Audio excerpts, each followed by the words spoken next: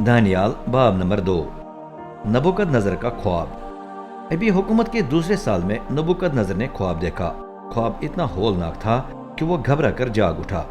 उसने हुक्म दिया कि तमाम किस्मत का हाल बताने वाले जादूगर, अफसूंगर और नजूमी मेरे पास आकर ख्वाब का मतलब बताएं। जब वो हाजिर हुए तो बादशाह बोला, मैंने एक ख्वाब देखा है जो मुझे बहुत परेशान कर रहा है। अब मैं उसका मतलब जानना चाहता हूँ। नजूमी ने आरामी जबान में जवाब दिया, बादशाह सलामत अपने खादमों के सामने ये ख्वाब बयान करे तो हम उसकी ताबीर करेंगे। लेकिन बादशाह बोला, नहीं, तुम ही मुझे वो कुछ बताओ और उसकी ताबीर करो जो मैंने ख्वाब में देखा। अगर तुम ये न कर सको तो मैं हुक्म दूंगा कि तुम्हें टुकड़े टुकड़े कर दिया जाए और तुम्हारे घर कचरे के ढेर हो जाएं। ये मेरा मुसम्मम इरादा है। लेकिन अगर तुम मुझे वो कुछ बताकर उसकी ताबीर करो जो मैंने ख्वाब में देखा तो मैं तुम्हें अच्छे तोहफे और इनाम दूंगा, नीज तुम्हारी खास इज्जत करूंगा। अब शुरू करो, मुझे वो कुछ बताओ और उसकी ताबीर करो जो मैंने ख्वाब में देखा। एक बार फिर उन्होंने मन्नत की, बादशाह अपने खादमों के सामने अपना ख्वाब बताएं तो हम जरूर उसकी ताबीर करेंगे। बादशाह ने जवाब दिया, मुझे साफ पता है कि तुम क्या कर रहे हो। तुम सिर्फ टाल मटोल कर रहे हो क्योंकि तुम समझ गए हो कि मेरा इरादा पक्का है। अगर तुम मुझे ख्वाब न बताओ तो तुम सबको एक ही सजा दी जाएगी, क्योंकि तुम सब झूठ और गलत बातें पेश करने पर मुत्तफिक हो गए हो, ये उम्मीद रखते हुए कि हालात किसी वक्त बदल जाएंगे। मुझे ख्वाब बताओ तो मुझे पता चल जाएगा कि तुम मुझे उसकी सही ताबीर पेश कर सकते हो।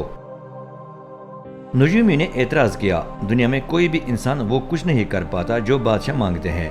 ये कभी हुआ भी नहीं कि किसी बादशाह ने ऐसी बात किसी किस्मत का हाल बताने वाले जादूगर या नजूमी से तलब की। ख्वाब बादशाह कितना अजीम क्यों न था। जिस चीज का तकाजा बादशाह करते हैं वह हद से ज्यादा मुश्किल है। सिर्फ देवता ही ये बात बादशाह पर जाहिर कर सकते हैं, लेकिन वो तो इंसान के दरमियान रहते नहीं। ये सुनकर बादशाह आग बिगोला हो गया। बड़े गुस्से में उसने हुक्म दिया कि बाबुल के तमाम दानिशमंदों को सजाए मौत दी जाए। फरमान सादिर हुआ कि दानिशमंदों को मार डालना है। चनाचे दानियाल और उसके दोस्तों को भी तलाश किया गया ताकि उन्हें सजाए मौत दें। शाही मुहाफिजों का अफसर बनाए अरयूक अभी दानिशमंदों को मार डालने के लिए रवाना हुआ कि दानियाल बड़ी हिकमत और मौका शनासी से उससे मुखातिब हुआ।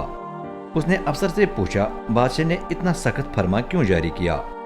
अरयूक ने दानियाल को सारा मामला बयान किया।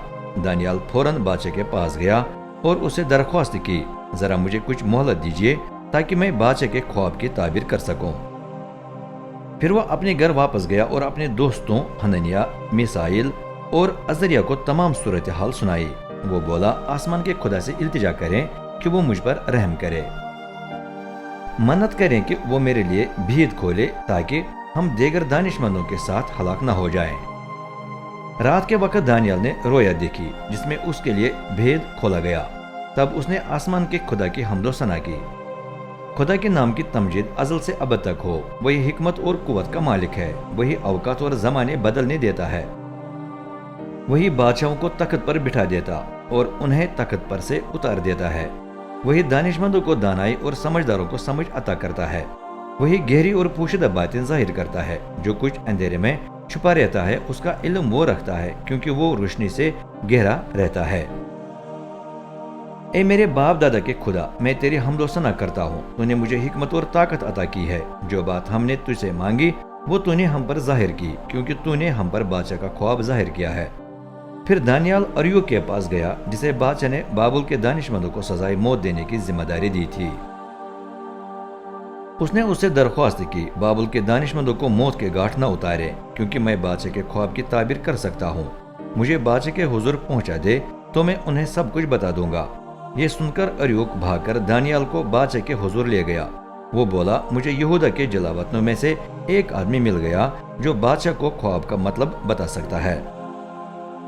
तब नबूकदनजर ने दानियाल से, जो बेल तशज़र कहलाता था, पूछा, क्या तुम मुझे वो कुछ बता सकते हो जो मैंने ख्वाब में देखा? क्या तुम उसकी ताबीर कर सकते हो? दानियाल ने जवाब दिया, जो भेद बादशाह जानना चाहते हैं उसे खोलने की कुंजी किसी भी दानिशमंद, जादूगर, किस्मत का हाल बताने वाले या गैबदान के पास नहीं होती। लेकिन आसमान पर एक खुदा है जो भेदों का मतलब इंसान पर जाहिर कर देता है। उसने नबूकदनजर बादशाह को दिखाया कि आने वाले दिनों में क्या कुछ पेश आएगा। सोते वक्त आपने ख्वाब में रोया देखी। ए बादशाह, जब आप पलंग पर लेटे हुए थे तो आपके जहन में आने वाले दिनों के बारे में ख्यालात उभर आए। तब भेदों को खोलने वाले खुदा ने आप पर जाहिर किया कि आने वाले दिनों में क्या कुछ पेश आएगा। इस भेद का मतलब मुझ पर जाहिर हुआ है, लेकिन इसलिए नहीं कि मुझे देगर तमाम दानिशमंदों से ज्यादा हिकमत हासिल है, बल्कि इसलिए कि आपको भेद का मतलब मालूम हो जाए और आप समझ सकें कि आपके जहन में क्या कुछ उभर आया है। ए बादशाह, रोया में आपने अपने सामने एक बड़ा और लंबा तड़ंगा मुजस्समा देखा, वो जो तेजी से चमक रहा था। शक्ल सूरत ऐसी थी कि इंसान के रोंगटे खड़े हो जाते थे। सर खाले सोने का था, जबकि सीना और बाजू चांदी के, पेट और रान पीतल की और पिंडलियां लोहे की थीं। उसके पांवों का आधा हिस्सा लोहा और आधा हिस्सा पकी हुई मिट्टी था। आप इस मंजर पर गौर ही कर रहे थे कि अचानक किसी पहाड़ी ढलान से पत्थर का बड़ा टुकड़ा अलग हुआ। ये बगैर किसी इंसानी हाथ के हुआ। पत्थर ने धड़ाम से मुजस्समे के लोहे और मिट्टी के पांवों पर गिरकर दोनों को चूर चूर कर दिया। नतीजे में पूरा मुजस्समा पाश पाश हो गया। जितना भी लोहा, मिट्टी, पीतल, चांदी और सोना था, वो उस भूसे की मानत बन गया जो घाते वक्त बाकी रह जाता है। हवा ने सब कुछ यूं उड़ा दिया कि इन चीजों का नामो निशान तक न रहा। लेकिन जिस पत्थर ने मुजस्समे को गिरा दिया, वो जबरदस्त पहाड़ बनकर इतना बढ़ गया कि पूरी दुनिया उससे भर गई। यही बादशाह का ख्वाब था। अब हम बादशाह को ख्वाब का मतलब बताते हैं। ए बादशाह, आप शहंशाह हैं। आसमान के खुदा ने आपको सल्तनत, कुव्वत, ताकत और इज्जत से नवाजा है। उसने इंसान को जंगली जानवरों और परिंदों समेत आप ही के हवाले कर दिया है। जहां भी वो बसते हैं, उसने आपको ही उन पर मुकर्रर किया है। आप ही मज़कूरा सोने का सर है।